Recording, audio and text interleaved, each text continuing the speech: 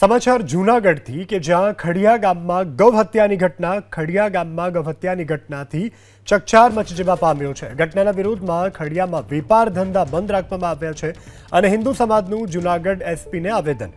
ગૌહત્યારા સામે કડક કાર્યવાહીની માંગ કરવામાં આવી છે।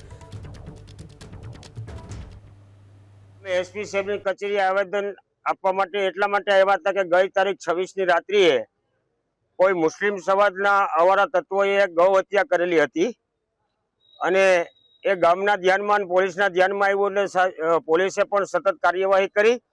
એક સરાહનીય કહેવાય પોલીસે જે કાર્યવાહી કરી।